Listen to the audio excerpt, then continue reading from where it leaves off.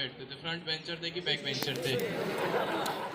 इसको बूंदी में मिशन सुरक्षित बचपन इसको लेकर आज पुलिस अधीक्षक जय यादव ने एक निजी स्कूल में छात्र छात्राओं के बीच जाकर संवाद किया। इस दौरान बच्चों द्वारा कई प्रश्न पुलिस अधीक्षक और पुलिस अधिकारियों से पूछे गए हैं। कार्यक्रम के दौरान बाल कल्याण समिति अध्यक्ष सीमा पौदार सहित समिति के एक सदस्य, अतिरिक्त पुलिस अधीक्षक किशोरीलाल सहित कई अधिकारी और सदस्य, स्कूल स्टाफ आदि मौजूद रहे। बच्चों द्वारा किस प्रकार बचपन को सुरक्षित रखा जाए, किस प्रकार बच्चे सुरक्षित रहें, बच्चियां सुरक्षित रहें, इसको लेकर पूछे गए सवालों के पुलिस अधीक्षक जय यादव द्वारा जवाब दिए गए। पुलिस अधीक्षक जय यादव ने कहा कि आप अपने आप में जागरूक बने और किसी प्रकार की कोई शिकायत हो तो उसे तुरंत टोल फ्री नंबर 100 नंबर 1098 पर आदि नंबरों पर संपर्क कर सकते हैं। इससे तुरंत मदद मिलेगी। मिशन सुरक्षित बचपन का एक थीम है कि बचपन में जो बालक बालिकाएं अपने आप को असुरक्षित और असहज महसूस करें, कहीं उनके साथ बैड टच वाली हरकत हो तो उसकी सूचना तुरंत पुलिस को दें। पुलिस से डरने की कोई आवश्यकता नहीं है। बच्चों के साथ कोई गलत काम नहीं हो, इसको लेकर चलाए गए इस मिशन सुरक्षित बचपन को लेकर आज पुलिस अधीक्षक जय यादव, अधिक पुलिस अधीक्षक सहित कई पुलिस अधिकारियों द्वारा एक निजी स्कूल में छात्र छात्राओं के बीच जाकर सुरक्षित बचपन हो, अपराधों पर बचपन में कम उम्र में लगाम कसे, इसको लेकर सीधा संवाद किया। क्या रोल प्ले करते हो उसके अंदर? डिफेंस में रहते हो कि पॉइंट्स लेने जाते हो? Very good. तो ऐसे शर्म की क्या बात है? ऐसे शर्माना नहीं चाहिए, ठीक है? क्या बनना चाहते हो लाइफ में आगे? सर मैं कबड्डी खेलना चाहते हो? Very good. Pro kabaddi league के बारे में सुना है? यस सर, देखता ही हूँ। हाँ, जब भी इसका देखिए, कोई चीज़ अच्छी चीज़ देखने से उससे मोटिवेशन मिलता है। अब ये कबड्डी प्लेयर बने और ये आपको टीवी में दिख जाए कभी खेलते हुए प्रो कबड्डी लीग में या इंडिया को रिप्रेजेंट करते हुए, जब आप पूछोगे ये बैक बेंचर था, इसके मार्क्स कितने आए थे, इसका जो पैशन है, जो इसका इंटरेस्ट है, वो ज़्यादा मैटर करता है। अब ये कितने भी मार्क्स लाए, लेकिन पढ़ाई भी अच्छे से करनी है, कितने भी मार्क्स लाए, लेकिन ये अपना जो पैशन है, जिसका इसमें इंटरेस्ट है, जैसे वो बोल रहे थे पीयर प्रेशर, खाली मार्क्स के लिए पीयर प्रेशर नहीं होना चाहिए। जो ये करना चाहता है लाइफ में, उसमें इसको आगे बढ़ा जाए। कबड्डी में इंटरेस्ट है तो कबड्डी में। From class 9. My question is, if we are going through road and someone is following us or clicking our pictures or making videos, so what can we do? आप उसका अगर कुछ नोट कर सकते हैं, उसके अगर कोई गाड़ी पे है तो उसकी गाड़ी के नंबर, इन्फॉर्मेशन, आप 100 1098 इस पे तुरंत इन्फॉर्मेशन दें। इस चीज़ को छुपाए नहीं। जितनी जल्दी इन्फॉर्मेशन देंगे उतनी जल्दी पुलिस एक्शन ले पाएगी। तो इन चीज़ों से अपने को डरना नहीं है और घबराना नहीं है। जो क्रिमिनल होता है, जो ये स्टॉकर है, ये ईव टीजिंग करने वाला ईव टीजर है, ये आप लोगों से ज़्यादा घबरा रहा होता है। आप लोग डर रहे होते हैं, इसलिए उसके हौसला बुलंद हो रखा होता है। आपको डरना नहीं है, उसकी इन्फॉर्मेशन तुरंत दे देनी है। और जितनी इन्फॉर्मेशन आप गैदर कर सकते हैं उतना करें। अगर गाड़ी के नंबर उसके नोट कर लें या उसकी फ़ोटो क्लिक हो जाए कैसे भी करके, तो कोई ना कोई इन्फॉर्मेशन, ताकि पुलिस के लिए बहुत ईजी रहे उसको। चैनल्स हैं, तो अगर आपको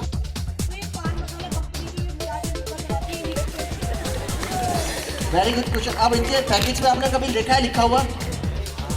क्या लिखा होता है? अब आपको उन्होंने अवेयर कर दिया कि भाई अब आप लेना चाहता है, कोई जहर खाना ही चाहेगा तो आप उसको कैसे रोके? उसमें लिखा हुआ पैकेज पे पढ़ लेते हैं सब लोग। जो नहीं लिखा है उसके खिलाफ हम एक्शन लेते हैं तुरंत। अब किसी तरह का भी ड्रग्स लेना है, या ये भी एक तरह से गलत चीज़ है। आप लोगों को सिखाया जाता है कि पान मसाला और ये चीज़ नहीं खानी चाहिए। क्या हो जाएगा अगर ये खाते हैं तो उसमें लिखा भी होता है कि कैंसर होगा आपको, और बना भी होता है उसमें, जो है वो अंदर का माउथ का बना होता है उसके अंदर। तो उसे देख के हमें समझ में आ जाना चाहिए। ये गवर्नमेंट पॉलिसी होती है, लेकिन आप लोगों को पहले ही अवेयर कर रखा है। जो लोग लेते हैं उनको कैंसर और वो बीमारी होती है, उनकी डेथ हो जाती है। कोई जबरदस्ती खिलाता है क्या किसी को?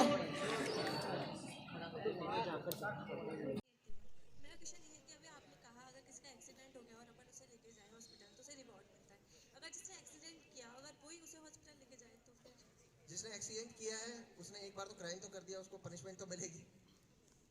और वो लेके गया है, ये उसकी अच्छी बात है, उसने इंसानियत दिखाई है। लेकिन लीगली देखा जाए तो उसको एक बार तो केस तो उस पर रजिस्टर होगा, जो भी लीगल होगा वो तो उसके खिलाफ एक्शन लेना पड़ेगा। सर, आपने बोला कोई इन्वेस्टिगेशन नहीं होगी, तो फिर पता कैसे चलेगा कि उससे अगर वो नहीं चाहता कुछ बताना तो उसको कोई जबरदस्ती नहीं कर सकती पुलिस की आपको बताओ। हमारे पास जरूरी नहीं है खाली वही बताने वाला, और भी लोग होते हैं, हम और पता कर लेंगे। हमारे पास सीसीटीवी कैमरेज है, खाली वो जो है वहाँ पे खाली वही काफ़ी नहीं है हमारे लिए। हमारे पास बहुत सोर्सेज होते हैं किसी भी चीज़ को पता लगाने। मेरा क्वेश्चन ये है सर, आजकल है ना सोसाइटी में कोई एक्सीडेंट हो जाता है तो फिर वहाँ पे है ना लोग इसलिए मदद नहीं करते उनकी, क्योंकि वो सोचते कि है ना पुलिस है ना उनको अरेस्ट कर लेगी या फिर कोर्ट में कुछ वो कार्रवाई हो जाएगी, इसलिए हम उनको पैसे का बुरा नहीं करते हैं।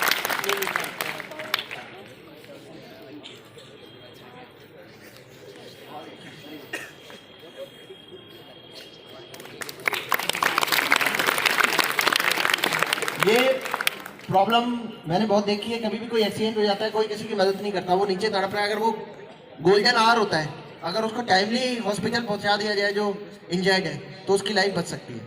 हम खुद अपने आप को रख के देखें, हम जा रहे हैं पेरेंट्स के साथ जा रहे हैं, हमारे पेरेंट्स का एक्सीडेंट हो जाए, फादर का या किसी का, भगवान ना करे हो, और अगर दूसरे लोग मदद नहीं करते तो कैसा लगेगा। अगर वो उस समय मदद कर दें तो उसकी लाइफ बच सकती है। इसके लिए गवर्नमेंट ने एक स्कीम चला रखी है, हम न्यूज़पेपर पढ़ते हुए पता होता है, गुड समराइटियन स्कीम। अगर हम किसी की मदद कर दें इसके अंदर, उसकी लाइफ बचा दें, तो गवर्नमेंट उसको रिवॉर्ड देती है। अगर किसी को घायल को हॉस्पिटल लेके जाते हैं जो घायल हो गया एक्सीडेंट में, और उससे सुप्रीम कोर्ट की गाइडलाइंस भी हैं, उससे कभी कोई सवाल जवाब नहीं किया जाएगा कि कैसे हुआ। पुलिस उसको हैरेस नहीं कर सकती जो उसको हॉस्पिटल पहुंचा रहा है इंजर्ड।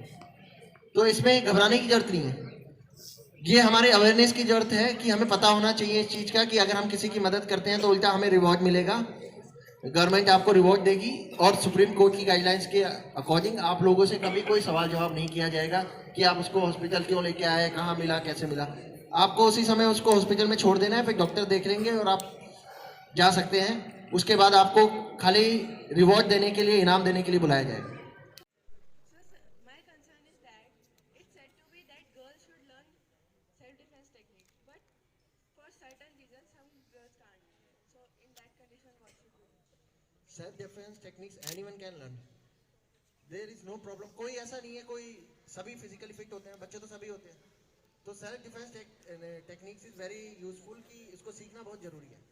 हम कंटिन्यूअस गवर्नमेंट के प्रोग्राम्स भी चल रहे हैं, पुलिस भी लगातार स्कूल्स में जा जाके सेल्फ डिफेंस टेक्निक सिखा रही है। इससे हम कभी भी अकेले भी होंगे ना, तो हम अपने आप को बचा सकते हैं।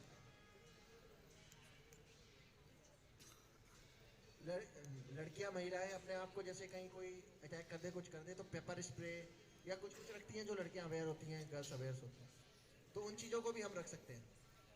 तो ये सेल्फ डिफेंस टेक्निक बहुत इंपॉर्टेंट है, और इसमें कोई ज़्यादा एफर्ट भी नहीं लगता सीखने के लिए।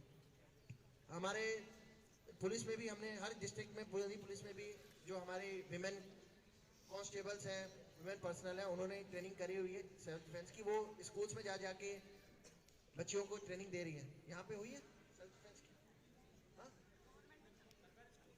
गवर्नमेंट में चल रही है, गवर्नमेंट स्कूल्स में सब में ट्रेनिंग करा रहे हैं, और बहुत अच्छा रिस्पॉन्स मिल रहा है। गर्ल्स का जो है कॉन्फिडेंस बहुत बढ़ जाता है इस चीज़ से। कहीं भी कोई उनको लगता है कोई इंसिडेंट होने वाला है, तो उसमें वो खुद ही अपने आप को बचा सकती हैं। और कुछ जगह तो ऐसे एग्जाम्पल आए हैं कंट्रीज में जहाँ पे जो हैरेस करने वाला था उसी को ही पकड़ के पुलिस को दे दिया, और उससे उसके हौसले जो थे क्रिमिनल के वो गिर गए। तो ये सेल्फ डिफेंस टेक्निक्स अभी गवर्नमेंट स्कूल में चल रही है, प्राइवेट में भी हम जल्दी सिखा देंगे आप लोगों को। हमारे विमेन पर्सनल हैं, बहुत ट्रेंड हैं, उनको हमने ट्रेनिंग दिला रखी है जयपुर से, and they are very professional, very good. My name is Unnati Sharma. I am from class 9A4. My question is that during our self-defense activity, in some cases the victim is dead. So are we considered as criminal? While practicing self-defense, two people, if a person dies while a girl is practicing self-defense, then is the girl considered as criminal? No, While defending इसके अंदर भी herself. Protection है। Indian penal code, आप अभी छोटे हैं, ये school में भी नहीं पढ़ाया जाता, उसके अंदर एग्जाम्पशंस दिए हुए हैं। अगर किसी को सेल्फ डिफेंस में, अगर कोई किसी का अपने आप को बचाने के लिए कहीं उससे कोई क्राइम हो जाता है, तो उसके अंदर भी प्रोटेक्शन है, लेकिन वो हमें प्रूव करना पड़ेगा कि सेल्फ डिफेंस में था कि नहीं। Myself Taru Jain from class 10. I want to ask, what are the safety measures we can take as girls or as students if we feel unsafe to protect ourselves? जैसे आप लोगों को अभी पता है सेल्फ डिफेंस टेक्टिक्स आए तो बहुत फ़ायदा मिल जाता है इस चीज़ का। और आपको कुछ भी अनसेफ लग रहा हो तो उसकी रिपोर्टिंग करना बहुत ज़रूरी है। आपको थोड़ा सा भी कोई डाउट लग रहा है कि ये चीज़ गलत हो रही है, तो उसकी रिपोर्ट करना बहुत ज़रूरी है। कि थोड़ा सा भी आपको ईव टीजिंग कर रहा है कोई, आप घर जाते हैं, कोई आपको लगता है कोई देख रहा है, आपको छेड़ रहा है, उसको इग्नोर नहीं करें। अगर हम इग्नोर करेंगे तो उसका कॉन्फिडेंस बढ़ता चला जाएगा। तो इसलिए आपको कभी भी कोई स्टॉकिंग कर रहा है, आपको लगता है कोई आपका पीछा करता है, तो उसकी रिपोर्टिंग करना बहुत ज़रूरी है। आपके पेरेंट्स को करें, टीचर्स को करें, पुलिस को करें। 1098 एक स्पेशल नंबर बच्चों के लिए निकाला हुआ है कि उनको कुछ भी लगता है तो उसकी रिपोर्टिंग करें, उसका तुरंत एक्शन लिया जाएगा। और जो भी आपको अनसेफ फील करा रहा है उसके खिलाफ एक्शन लिया जाएगा ताकि आप सेफ फील करें। My question is, how do we protect ourselves from cyberbullying? अभी मैंने I explain you in the beginning कि whenever you are using the accounts, जैसे कोई भी सोशल मीडिया अकाउंट यूज़ कर रहे हैं तो उसमें बी केयरफुल किसके साथ आप कांटेक्ट में आ रहे हैं। इनमें सोशल मीडिया प्लेटफॉर्म्स में बहुत से अकाउंट फेक बने हुए हैं और वो बुलिंग करने के लिए ही और साइबर स्टॉकिंग और यही सब करने के लिए उनको यूज़ किया जाता है। तो आपको बहुत केयरफुल रहने की ज़रूरत है। और मैं तो चाहता हूँ 18 से पहले, जब तक आप मैच्योर ना हो जाए, अडल्ट नहीं बन जाए, तो इनका जितना कम यूज़ करेंगे उतना ही अच्छा है। फेसबुक से, इंस्टाग्राम से, ट्विटर से, इनसे आपको सीखते थोड़ी है, इनमें कुछ नहीं है सीखने के लिए। और सबसे बेस्ट सीखने का तरीका है जो हमारे पास बुक्स है ना, उनसे बढ़िया तरीका कुछ नहीं है सीखने के लिए। तो आप बुक्स पे ज़्यादा पढ़ें, विकीपीडिया और इनका यूज़ जो करें, तो खाली कोई कॉन्सेप्ट आपको समझ में नहीं आ रहा, बुक में आप डिटेल में पढ़ना चाहते हैं, उतना ही यूज़ करें। इनका लिमिटेड यूज़ करेंगे तो आप साइबर जो क्राइम है उससे बच सकते हैं। और बच्चों के खिलाफ जो अपराध होता है उसमें 100% हम लोगों को इसमें प्रोटेक्शन मिलेगा। Student of class 9T2. So despite the implementation of POSCO Act or Surakshit Bachpan, sexual offense is still common. Why? POCSO act की full form? The protection of child against sexual offense. Protection of children from sexual offences act. POCSO act कब ये बना था year किसी को पता है? कब, कौन सी ईयर में स्टार्ट हुआ था, मतलब इनेक्ट हुआ? 2012। और ये खाली चाइल्ड स्पेसिफिक एक्ट ही है। अब ये बताएं आप, आईपीसी कब, इंडियन पिनल कोड कब लगा? 1860 जब से लागू हुआ उसके बाद से चोरी के और ये सारे केसेस होते हैं। थेफ्ट जीरो हो गया क्या? ये बताओ, थेफ्ट जीरो हो गया? चोरी खत्म हो गई? मर्डर खत्म हो गए? इनसे क्या होता है कि कोई क्राइम करता है उसको पनिशमेंट मिल जाती है। अभी पॉक्सो एक्ट लागू हुआ है, इससे क्या हो रहा है कि जो भी क्राइम करता है, कितना मैंने बताया, पब्लिक में कितने % होंगे जो क्राइम करते हैं? 1% से भी कम है।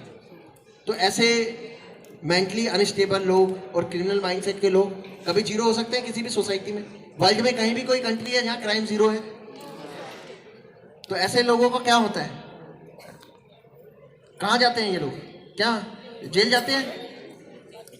तो क्राइम जीरो कभी नहीं हो सकता, ऐसे थोड़े से लोग रहते हैं। लेकिन हम क्राइम को कम कर सकते हैं और अपने आप को बचा सकते हैं ऐसे लोगों की पहचान करके पुलिस को इन्फॉर्मेशन देंगे। तो पॉक्सो एक्ट लागू होने से फ़ायदा क्या हुआ? लोग ज़्यादा आगे आने लग गए। जिसके साथ क्राइम होता है किसी बच्चे के साथ, वो सामने आने लग गया और पनिशमेंट भी फिर ज़्यादा मिलने लग गई।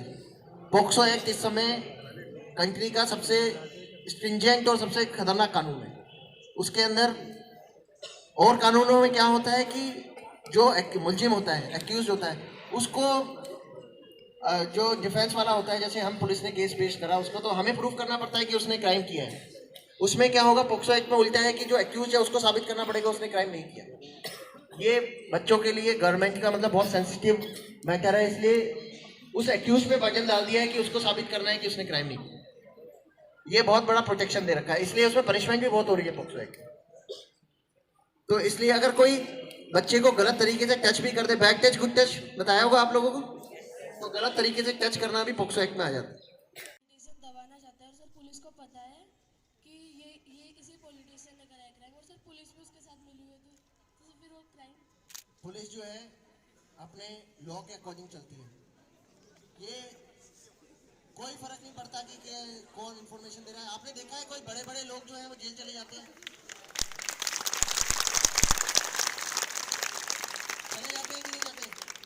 आपने देखा है बड़े बड़े MP MLA ऑफिसर्स जेल गए हुए हैं, तो क्यों गए हैं? बच सकते थे, बचे क्या वो लोग? तो कानून से ऊपर कोई नहीं होता। और पुलिस खाली एक एजेंसी नहीं है, पुलिस के ऊपर भी बहुत लोग हैं। मैंने आपको बताया ना, कोर्ट है, मीडिया है, कमीशन है, इतनी सारी। तो पुलिस कोई इंडिपेंडेंट एजेंसी नहीं है कि पुलिस के ऊपर किसी का कंट्रोल नहीं। ये सारे लोग चेक करते रहते हैं कि पुलिस अपना काम सही से कर रही है कि नहीं। अगर पुलिस कुछ गलत करती है तो कोर्ट भी आदेश दे देता है कि इसके अंदर ऐसा करें। तो इसलिए कोई बच नहीं सकता। रूल ऑफ लॉ के बारे में कोई, आप लोगों के इसके पॉलिटिकल साइंस के भी स्टूडेंट हैं स्कूल में, आज भी है 11th-12th में।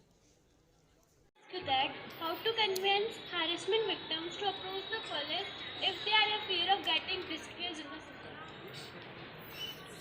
पहली बात तो अगर किसी के साथ कोई हैरेसमेंट होता है तो उसको घबराने की जरूरत नहीं। स्पीक अप, अपनी आवाज़ उठाने की इट्स वेरी इंपॉर्टेंट। और कभी भी किसी के साथ हैरेसमेंट हो जाता है या कोई भी सेक्सुअल अब्यूज होता है, इस her name will never be disclose to anyone. ये जो लॉ बना हुआ है उसी के अंदर है कि जिसके साथ कुछ होता है उसका नाम कभी भी, आपने कभी न्यूज़पेपर पढ़ा है, कभी भी किसी विक्टिम होता है, सेक्सुअल विक्टिम हो गया या अब्यूज़ हो गया, हैरेसमेंट हो गया किसी के साथ, तो उसका नेम कभी न्यूज़पेपर में देखा है? कभी नहीं आएगा नेम उसका। अगर मीडिया भी या कोई भी उसका नाम डिस्क्लोज करता है तो उसके खिलाफ एक्शन लिया जाएगा, उसको जेल भेज दिया जाएगा। ये इसलिए बनाया गया है कि उसका सोसाइटी में हैरेसमेंट नहीं हो। हैरेसमेंट तो उसका होना चाहिए जिसने क्राइम किया है। जो क्राइम करेगा उसका हैरेसमेंट होना चाहिए ना। तो इसलिए कभी भी घबराने की जरूरत नहीं है। अगर आपको आपके आसपास या आपके फ्रेंड्स के साथ या आपके नेबर्स में या आपकी सोसाइटी में किसी के बारे में पता चलता है कि उसके साथ हैरेसमेंट हो रहा है और वो स्पीकअप नहीं कर रहे, आगे नहीं आ रहे, तो ये हमारी रिस्पॉन्सिबिलिटी है कि हम उसको मोटिवेट करें और उसको या तो चाइल्ड वेलफेयर कमेटी के पास भी ला सकते हैं, पुलिस के पास भी ला सकते हैं, या हम जज साहब के पास भी ले जा सकते हैं, ये कोर्ट भी जा सकते हैं। ये हमारी चॉइस है। From 8th A1, I just want to ask how to identify police from we are taking help. He or she is fake or real. Police तो यू कैन, जब तो पुलिस को यूनिफॉर्म दिया हुआ है पहचानने के लिए। ड्रेस अप करके भी तो आ जाते हैं। वेरी रेयरली 99.9999% पुलिस ही होगी, 0.00001%, बहुत ही रेयर होता है, रेयरेस्ट ऑफ रेयर। ये कभी नहीं होता। पुलिस हम ही खुद ही पकड़ लेंगे अगर हमें पता चल जाता है तो। ये बहुत ही कम चांसेस होते हैं कि पुलिस नहीं है उसमें। आपको यूनिफॉर्म से पता चल जाएगा, दूसरा कोई पहनता नहीं है। बहुत ही, आपने कभी 5 साल में एक केस कोई आ गया हो तो हो जाए, ऐसा होता नहीं है, पुलिस ही होती है। और आप उसका नाम और उससे बैच नंबर से उससे पता लगा सकते हैं। आप अपने लोकल 100 नंबर पे फ़ोन करके भी पता कर सकते हैं कि सही है कि नहीं। वैसे ऐसा होता नहीं है, फिर भी अगर आप वेरीफाई करना चाहें तो 100 नंबर दे रखा है सबको। और बच्चों के लिए कौन सा नंबर है? Child line number 1098। हाँ, तो ये अगर कोई भी बच्चा डिस्ट्रेस में है, कोई भी प्रॉब्लम है, कोई भी दिक्कत है उसके साथ, उसको कोई हैरेसमेंट कर रहा है या उसको मेंटल स्ट्रेस है, कुछ भी है, तो वो 1098 पे बात कर सकता है। उसकी Witness a crime is happening and we ran to inform the officials, but the criminal threatens us. Then what can we do in this situation? You should not be afraid of any criminal. वो इसलिए आपको डरा रहा है कि आप information दो, वो डरा हुआ है, वरना तो आपको क्यों डरा रहा है? ताकि आप इन्फॉर्मेशन दो नहीं। तो आपको घबराने की जरूरत नहीं है। आपका काम खत्म हो जाता है इन्फॉर्मेशन देने के बाद। उसके बाद जो पुलिस है, जो हमें काम करना होता है हम कर लेते हैं, लेकिन आपको इन्फॉर्मेशन देना बहुत ज़रूरी है। आपके आस पड़ोस में, आपकी सोसाइटी में कहीं कुछ गलत हो रहा है, आपने देखा कोई जिसको आप जानते नहीं हो, कोई स्ट्रेंजर आपके वहाँ आके रुकने लग गया, आपके पड़ोस में कहीं रहने लग गया, आपकी सोसाइटी में कोई स्ट्रेंजर रहने लग गया, क्या पता वो टेररिस्ट निकले, आपके वहाँ किराए पे रहने लग गया, स्ट्रेंजर है, कोई जानते नहीं है, जिनके घर पे रह रहा है उन्होंने भी इन्फॉर्मेशन नहीं दी, किसी को छुपा रखा है उसको। अगर आप लोग इन्फॉर्मेशन देने लग जाओगे तो क्रिमिनल के तो वैसे ही हौसले पस्त हो जाएंगे। कभी कोई टेररिस्ट कंट्री में रह सकता है अगर हम सब अवेयर हो जाए तो। कोई बाहर से आके रह जाए कहीं भी, हर जगह पब्लिक रहती है। बहुत सारी चाय की टपरियों पे और नवल सागर की साइड पे वो जो ड्रग्स वाली चीज़ें हैं वो ज़रूर मिलती हैं और बहुत से केसेस आ रहे हैं यहाँ पे।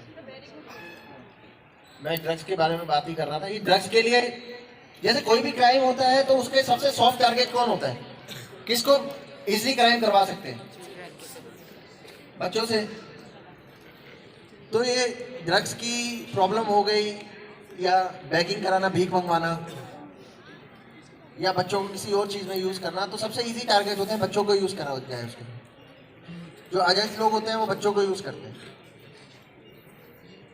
ड्रग्स जो है हमारी सोसाइटी को, हमारी फैमिली को, सबको बर्बाद कर देता है। हमारे पास इतने केसेस आए हैं जिसके अंदर पूरी फैमिली, एक बच्चा या उसके घर में कोई लड़का है वो ड्रग्स लेने लग गया, तो उसकी पूरी फैमिली ख़राब हो गई, उसके पेरेंट्स परेशान हो गए, सब परेशान हो जाते हैं। एक अभी आज ये केस हुआ, कोई एक आदमी ड्रग्स लेता था, वो जेल में था, तो उसमें जेल में बंद करा हुआ था उसको, उसकी डेथ हो गई।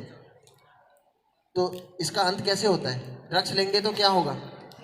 हम फिर एडिक्शन हो जाता है उसका, अब वो नहीं मिलेगा तो क्या हो जाता है उसके अंदर, फिर उसमें सिम्टम्स आने लगते हैं, डेथ हो जाती है।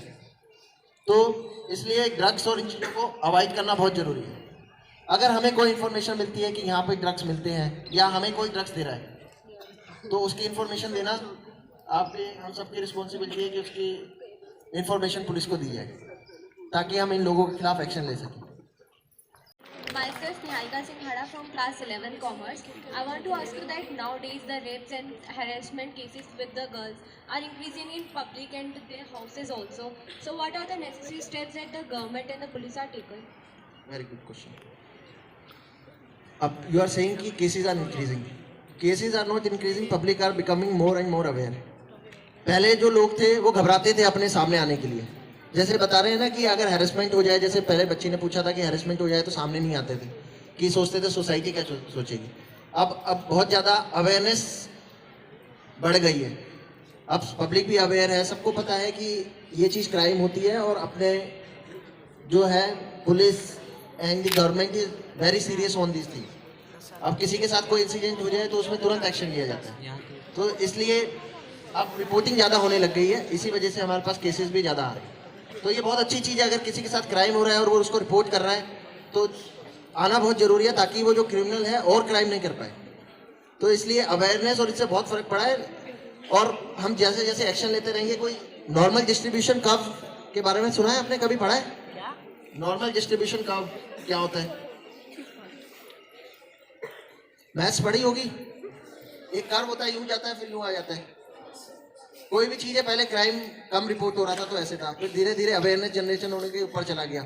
अब हम एक्शन लेते रहेंगे क्राइम, तो फिर वो धीरे धीरे वापस आ जाएगा। अभी अवेयरनेस हो रही है तो ये ऊपर जाया जा रहा है, और पब्लिक आगे आ रही है। अभी कोई क्राइम हो जाता है, उसकी रिपोर्टिंग कर रही है, फिर धीरे धीरे वो क्रिमिनल्स के खिलाफ हम एक्शन लेते रहेंगे तो फिर वो वापस नीचे आने लग जाएगा। तो ये आज हमने इमैनुअल स्कूल में रखा था, जहाँ पे बच्चों के साथ मिशन सुरक्षित बचपन के तहत संवाद किया गया, जिसमें हमने बच्चों ने काफ़ी सवाल पूछे कि अपराध के बारे में, कि बच्चों से संबंधित अपराध कैसे होते हैं, नशे के बारे में कि नशे की सूचना मिलती है या कहीं एक्सीडेंट हो जाता है तो उसकी सूचना कैसे देनी होती है, घायलों की कैसे मदद करनी होती है।